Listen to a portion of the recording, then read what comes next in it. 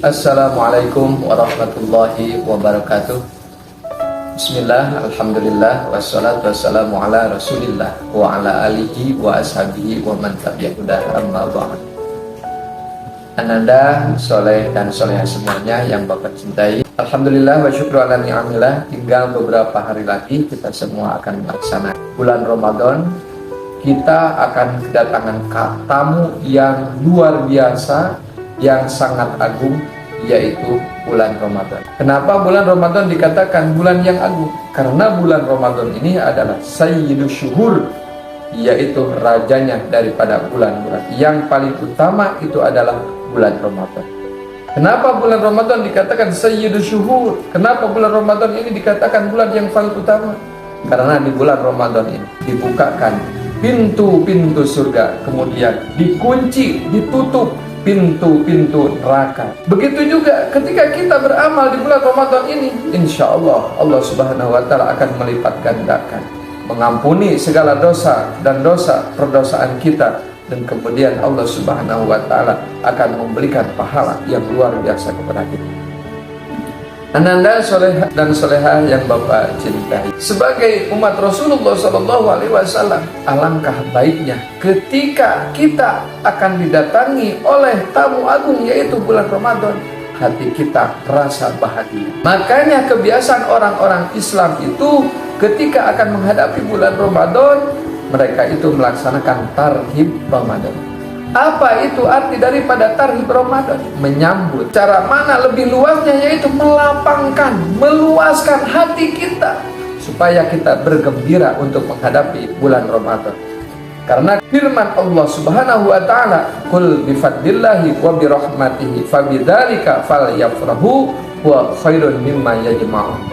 Qul, katakanlah Muhammad, Qul, katakanlah wahai ananda soleh dan soleh semuanya, katakanlah orang-orang muslim, bifadlillahi, dengan karunia Allah Subhanahu wa Ta'ala, wa birahmatihi, dan rahmatnya Allah Subhanahu wa Ta'ala. Sebagian ulama memaknai bahwa fadlullah atau karunia Allah Subhanahu wa Ta'ala itu adalah iman dan Islam. Kesananya yaitu puasa, salat, membaca Al-Quran, wa birahmatihi, dan kasih sayangnya Allah Subhanahu wa Ta'ala, fabidzalika falyafrahu, karena itu maka kita harus bahagia. Karena kita akan menghadapi bulan Ramadan ini, maka hati kita itu harus bahagia, harus gembira. Karena dengan bergembira ini, insya Allah kita akan mendapatkan pahala. Bahkan ketika kita menyambut bulan Ramadan, diekspresikan dengan hal-hal yang positif, itu akan mendapatkan dua pahala. Pahala yang pertama, hati kita merasa bahagia.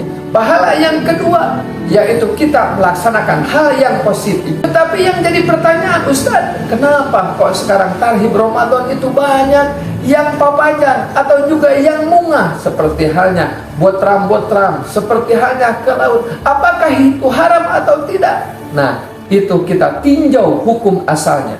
Apakah itu makan itu haram? Apakah makan itu adalah hal yang baik atau jelek? Nah, makan itu sebagian ulama mengatakan adalah mubah, boleh. Jadi ketika kita melaksanakan perbuatan yang baik, ketika kita melaksanakan papajar, kita merasa bahagia dengan adanya bulan Ramadan.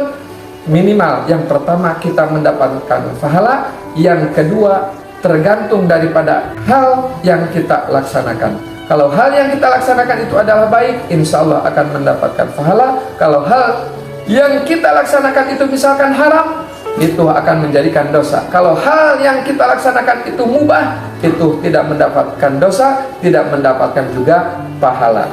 Maka yang alangkah lebih baiknya ketika kita menyambut bulan Ramadan ini diisi dengan hal-hal yang baik. Seperti halnya kita melaksanakan saum sunat bagi yang sudah terbiasa ketika kita melaksanakan saum sunat di bulan-bulan sebelumnya.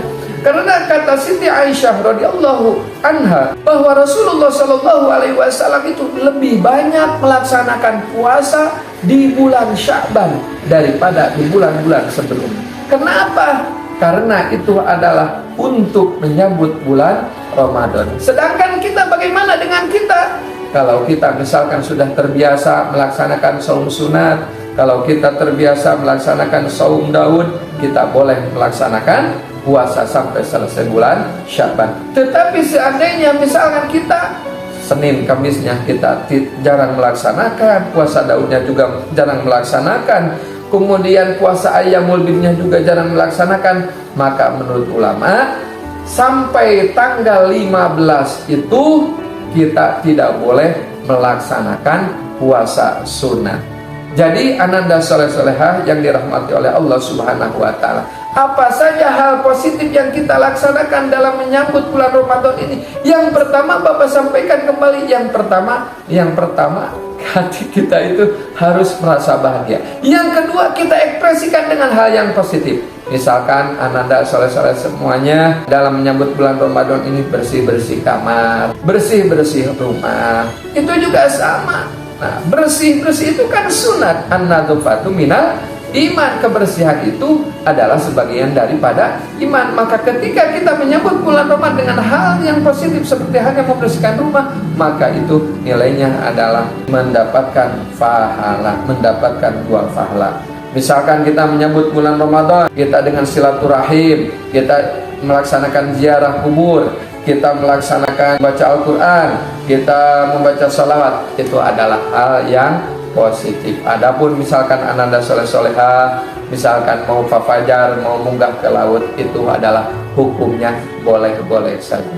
Ananda soleh dan soleha yang Bapak cintai, kenapa kita harus bahagia dengan adanya bulan Ramadan ini? Karena para sahabat, karena para ulama salafus salih, mereka juga merasa bahagia ketika kedatangan tamu agung bulan Ramadan itu. Seperti halnya ketika Allah Subhanahu wa Ta'ala menurunkan surat Al-Baqarah ayat 183 itu pada tahun kedua Hijriyah, yang bunyinya A'udzubillahi minasyaitonirrajim, bismillahirrahmanirrahim. Ya ayyuhalladzina amanu kutiba alaikumusyamu kama kutiba alal ladzina min qablikum la'allakum tattaqun. Ketika Allah Subhanahu wa Ta'ala menurunkan wahyu kepada Rasulullah, kemudian Rasulullah menyampaikan wahyu tersebut kepada umatnya, menyampaikan surat Al-Baqarah tersebut kepada para sahabat, maka para sahabat merasa bahagia. Kenapa? Karena ternyata dengan melaksanakan puasa itu la'allakum tattaqun, supaya manusia itu, supaya umat Islam itu menjadi orang-orang yang bertakwa, orang-orang yang takut kepada Allah, orang-orang yang senantiasa melaksanakan perintah Allah dan menjauhi larangan Allah Subhanahu wa Ta'ala. Itu inti daripada ketika Allah Subhanahu wa Ta'ala memerintah kita untuk melaksanakan puasa, tiada lain agar kita menjadi orang yang bertakwa, orang yang berbahagia, orang yang selamat daripada api neraka. Yang jadi pertanyaan, kenapa kita ini sudah melaksanakan puasa sudah berapa kali? Bahkan mungkin Bapak ini ada sudah berpuluh-puluh kali, sudah berbelas-belas kali melaksanakan puasa. Kenapa akhlak kita tidak berubah? Kenapa kelakuan kita tidak berubah? Kenapa amal ibadah kita itu tidak meningkat? Mungkin saja amal ibadah kita seperti halnya saum, tidak sesuai yang diperintahkan oleh Allah, tidak sesuai yang diperintahkan oleh Rasulullah Sallallahu Alaihi Wasallam. Makanya ananda soleh-soleha sering kita dengar para ustadz mengatakan bahwa puasa itu diibaratkan atau dianalogikan, puasa kita itu harus seperti puasa yaitu ulat. Nah, puasa ini terbagi 3. Atau juga hewan-hewan yang suka melaksanakan puasa itu banyak. Nah, kita singkat saja ada 3. Yang pertama seperti hanya puasa apa? Yaitu puasa ayam. Ketika ayam mengerami telurnya, dia itu berpuasa. Dia itu berpuasa selama kurang lebih 21 hari. Nah, terus apakah ada perubahan pada ayam tersebut? Kita perhati, sebelum ayam mengeram, sebelum ayam berpuasa, dia itu makannya masih huut atau dedak. Setelah berpuasa, dia itu masih tetap dedak atau juga huut. Jadi tidak ada perubahannya. Yang kedua adalah puasa ular. Kapan ular itu berpuasa? Ketika dia itu adalah mengelupaskan kulitnya. Yang jadi pelajaran buat kita semua, ketika ular sebelum berpuasa, yaitu misalkan makanannya anak ayam. Tetapi dia itu kalau sudah mengelupas kulitnya, kalau sudah berpuasa, dia itu makanannya makin rakus. Bisa saja makanannya ayamnya yang lebih besar lagi. Itulah puasa ular. Jadi yang dinamakan dengan puasa ular itu ketika dia itu sebelum berpuasa akhlaknya biasa-biasa saja. Setelah melaksanakan puasa bulan Ramadan, bukan dia itu lebih baik, tapi malahan dia kelakuannya lebih jelek. Itu adalah puasa ular.